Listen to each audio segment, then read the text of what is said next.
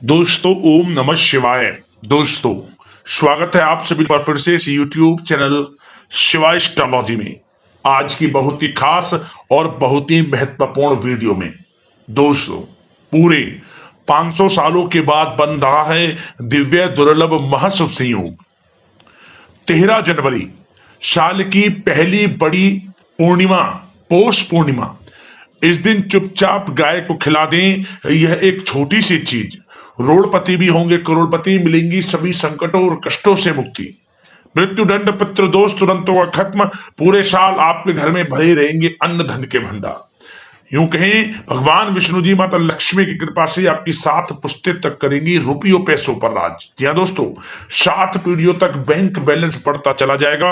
सभी दुख दर्द संकट कष्ट वह दूर हो जाएंगे और सभी सुख आपके पास आ जाएंगे। सभी सुख आपके कदम चूमेंगे यदि आप यह एक छोटी सी चीज साल की पहली पूर्णिमा के दिन यानी कि पौष पूर्णिमा के दिन गाय को खिला देते हैं। यकीन मानिए गरीबी आपके घर का रास्ता ही भूल जाएगी। साथ साथ भगवान विष्णु जी माता लक्ष्मी की कृपा आपके और आपके परिवार वालों पर 7 पीढ़ियों तक बरसेगी, ये समझ लिया। तो दोस्तों बता दें ये जो पूर्णिमा है बहुत ही दुर्लभ योग में है। साल की पहली पूर्णिमा। यदि आप चाहते हैं कि आपके जीवन से सभी प्रकार के दुख दर्द संकट कष्ट हो दूर हो जाएं और भगवान विष्णु जी माता लक्ष्मी की कृपा आपको प्राप्त हो, तो दोस्तों आज की वीडियो को पूरी देख लेना, क्योंकि आज की वीडियो आपके जीवन से सभी दुख दर्द संकट कष्टों को दूर कर देगी और आपके जीवन में आपको अखंड सौभाग्य की प्राप्ति होगी। दुख दर्द संकट कष्ट दूर होंगे, अपार धन सुख संपत्ति की प्राप्ति आपको हो जाएगी। ऐसे उपाय हम आपको बताएंगे। तो दोस्तों पूरा वीडियो जरूर देखिए। आगे शुरू करें वीडियो को। सबसे पहले तो भगवान विष्णु जी माता लक्ष्मी के सच्चे भक्त लाइक करना वीडियो को। कमेंट्स बॉक्स में जय श्री विष्णु जय मां लक्ष्मी अवश्य लिख देना, जिससे आपकी सभी मनोकामनाएं पूर्ण हो और आपके घर परिवार वालों पर भगवान विष्णु जी माता लक्ष्मी की सदैव कृपा बरसे। दोस्तों आपको बता दें कि पौष माह की पूर्णिमा तिथि को पौष पूर्णिमा के नाम से जाना जाता है। इस तिथि को अधिक महत्वपूर्ण माना जा रहा है क्योंकि दोस्तों पौष पूर्णिमा के दिन से आपको बता दें प्रयागराज में महाकुंभ की शुरुआत हो रही है। पूर्णिमा तिथि पर श्री हरि विष्णु जी के संग धन की देवी माता लक्ष्मी की पूजा आराधना करने का विधान है। बता दें साथ ही पवित्र नदी में स्नान किया जाता है। आपको बता दें कि सनातन धर्म में पूर्णिमा तिथि जगत के पालनहार भगवान विष्णु जी और देवी मां लक्ष्मी को समर्पित है। इस दिन माता लक्ष्मी बहुत प्रसन्न मुद्रा में रहती हैं। बता दें हर साल पौष पूर्णिमा को साधक अधिक उत्साह के साथ मनाते हैं। इस पूर्णिमा को इस दिन पवित्र नदी में स्नान और दान करना जरूरी है, जरूर करना चाहिए। इससे आपको मनवांछित फलों की प्राप्ति होती है। भगवान विष्णु जी माता लक्ष्मी प्रसन्न होते हैं। दोस्तों धार्मिक मान्यता है कि गंगा स्नान और उपासना करने से व्यक्ति को सभी पापों से छुटकारा मिलता है, साथ ही सुख समृद्धि में वृद्धि होती है और माता लक्ष्मी की कृपा से धन लाभ के योग बनते हैं। आपको बताना चाहेंगे कि इस दिन आप प्रातः काल सुबह जल्दी उठें। पौष पूर्णिमा के दिन संभव हो सके तो किसी पवित्र नदी में स्नान करें। यदि किसी पवित्र नदी में स्नान करने जाना संभव ना हो तो आप क्या करें, घर पर ही नहाने वाले पानी में गंगा जल की कुछ बूंदे डालें, स्नान करें। माता लक्ष्मी भगवान विष्णु जी के मंत्रों का जाप करें स्नान करते हुए। इसके बाद स्नान आदि से निर्वस्त्र हो जाएं, स्वच्छ वस्त्र धारण करें, भगवान सूर्यदेव को 1 लोटा जल अवश्य अर्पित करें, भगवान सूर्यदेव के मंत्रों का जाप करें। ऐसा करने से आपको पवित्र नदी में स्नान के बराबर का फल प्राप्त होगा। इसके बाद संभव हो सके तो इस दिन व्रत रखें, नहीं तो आप क्या करें, इस दिन भगवान विष्णु जी माता लक्ष्मी का विधि विधान से पूजन करें, मंत्रों का जाप करें, कीर्तन करें इनके नाम का। और दोस्तों इस दिन आपको किसी गरीब जरूरतमंद व्यक्तियों में पर ब्राह्मणों को भोजन दान दक्षिणा जरूर देनी चाहिए। दान में आप तिल गुड़ कंबल ऊनी वस्त्र विशेष रूप से देने चाहिए। यकीन मानिए भगवान विष्णु जी माता लक्ष्मी बहुत प्रसन्न हो जाते हैं, भक्तों की समस्त मनोकामनाओं को पूर्ण कर देते हैं।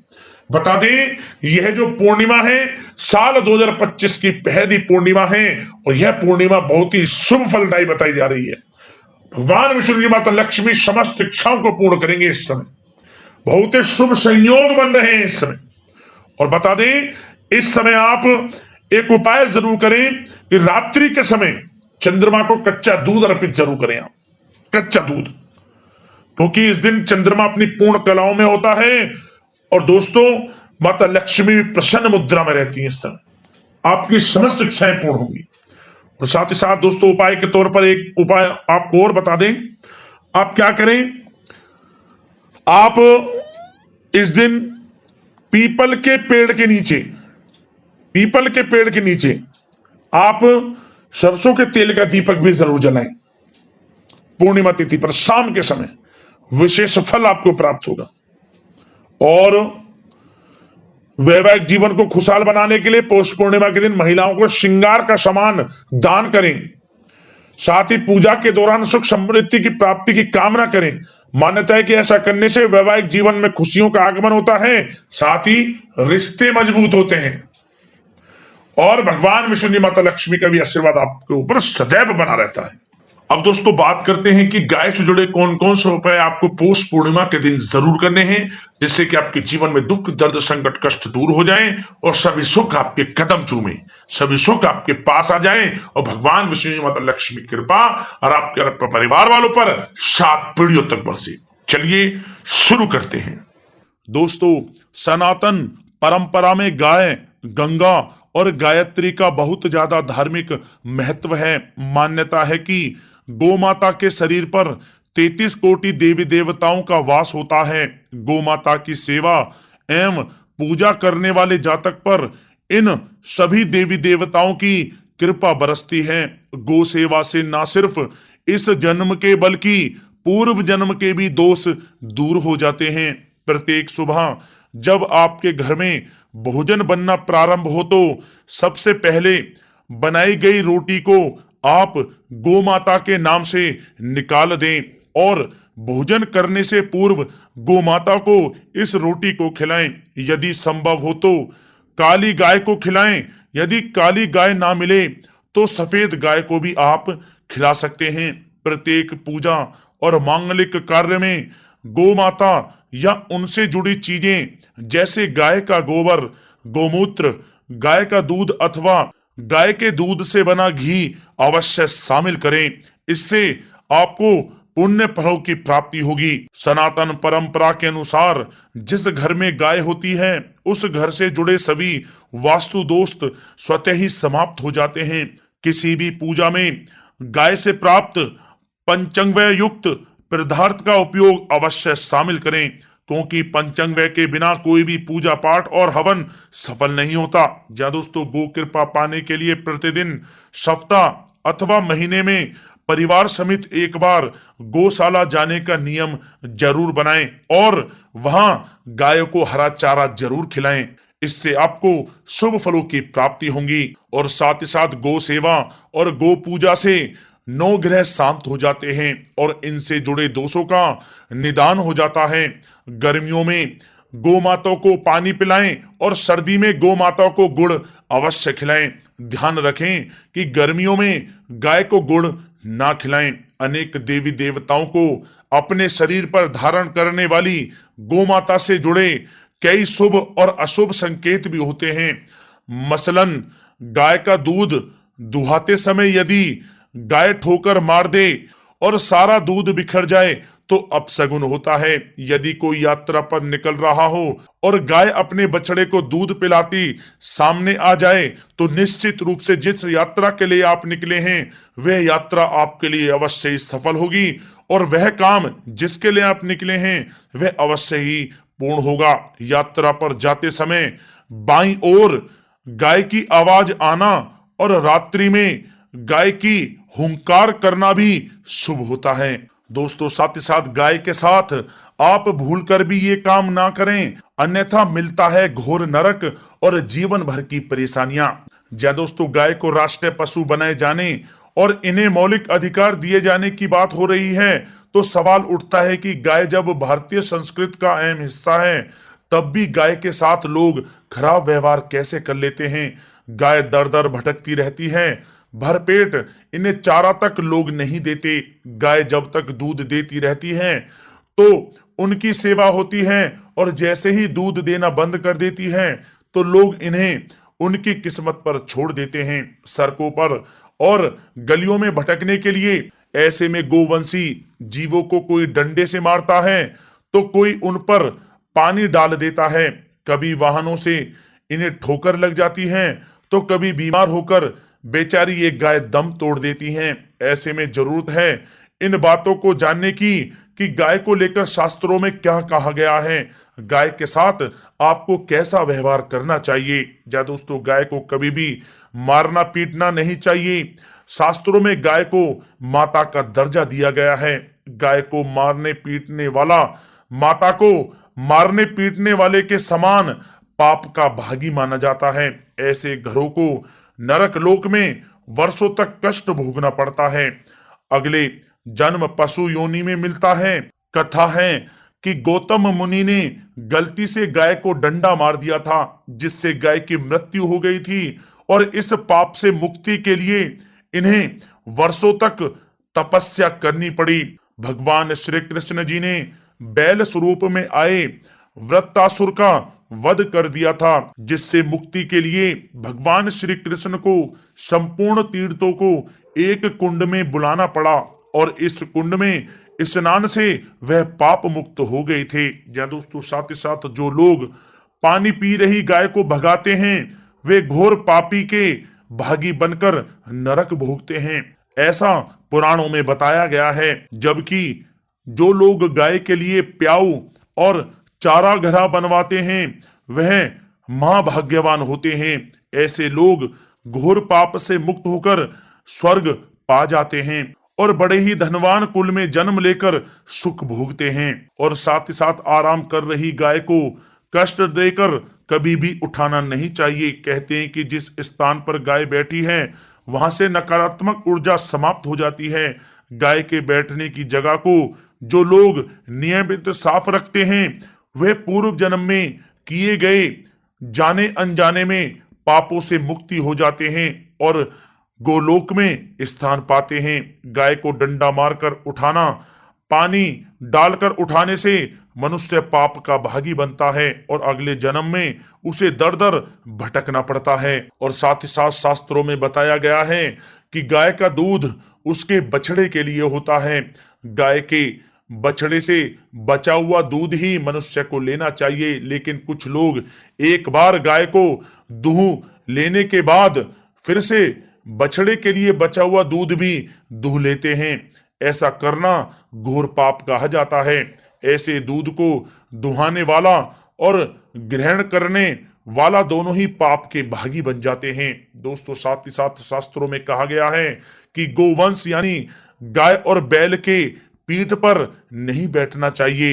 इनके पीठ पर बैठने से महापाप लगता है। ऐसे लोगों को नरक की यातना भोगनी पड़ती है। एकमात्र महादेव के अंश के उत्पन्न नंदी ही गोवंशी हैं, जिस पर स्वयं महादेव और महादेवी सवारी करती हैं, क्योंकि नंदी ने स्वयं अपनी इच्छा से महादेव की सवारी बनना स्वीकार किया था। और साथ ही साथ शास्त्रों में गाय के दान को बहुत ही महत्व दिया गया है, लेकिन ऐसी गाय का दान कभी नहीं करना चाहिए जो बूढ़ी और बीमार हो। कठोपनिषद में नचिकेता की कथा भी इस संदर्भ में है कि जिस नचिकेता ने पिता द्वारा बूढ़ी गाय को दान करने पर आपत्ति जताई थी, दूध देने वाली और बछड़े सहित जो लोग गाय का दान करते हैं वह महान पुण्य को प्राप्त करके स्वर्ग में स्थान पाते हैं। दोस्तों, साथ ही साथ सूर्य, चंद्र, मंगल या शुक्र की युति राहु से हो तो पितृ दोष होता है। यह भी मान्यता है कि सूर्य का संबंध पिता से एवं मंगल का संबंध रक्त से होने के कारण सूर्य यदि शनि, राहु या केतु के साथ स्थित हो या दृष्टि संबंधी हो तथा मंगल की युति राहु या केतु से हो तो पितृ दोष होता है। इस दोष से जीवन संघर्ष में बन जाता है। यदि पितृ दोष हो तो गाय को प्रतिदिन या किसी भी एकादशी को या किसी पूर्णिमा के दिन या अमावस्या को रोटी, गुड़, चारा आदि खिलाने से पितृदोष समाप्त हो जाता है। साथ ही साथ देसी गाय की पीठ पर जो ककुद कुबड़ होता है वह बृहस्पति गुरु हैं। अतः जन्म पत्री में यदि बृहस्पति अपनी नीच राशि मकर में हो या अशुभ स्थिति में हो तो देसी गाय के इस बृहस्पति भाग एवं शिवलिंग रूपी कुबड़ के दर्शन करने चाहिए। गुड़ तथा चने की दाल रखकर गाय को रोटी भी दें, इससे आपको शुभ फलों की प्राप्ति होगी। और साथ ही साथ यदि आप रास्ते में जा रहे हों और सामने से गौ माता आती हुई दिखाई दें तो गौ माता को आप अपनी दाहिनी ओर से जाने देना चाहिए, आपकी यात्रा अवश्य ही सफल होगी। और साथ ही साथ यह संकेत भी जान लें, यदि आप यात्रा पर जा रहे हैं और सामने आपके गाय पड़ जाए अथवा अपने बछड़े को दूध पिलाती हुई सामने गाय दिखाई दे जाए तो समझ जाना कि वह यात्रा आपके लिए अवश्य ही सफल होगी। और साथ ही साथ जिस घर में गाय होती है उसमें वास्तु दोष स्वतः ही समाप्त हो जाता है। और साथ ही साथ आपको बता दें कि गाय को आप जो भी रोटी बनाएं प्रतिदिन ताजी रोटी ही बनाएं। गाय को अगर आपने रोटी बनाई है तो कोशिश करें कि उस रोटी को आप तुरंत ही गाय को दे दें। अगर आप उस रोटी को रख देंगे और उस रोटी को अगले दिन देंगे तो वह रोटी बासी मानी जाएगी।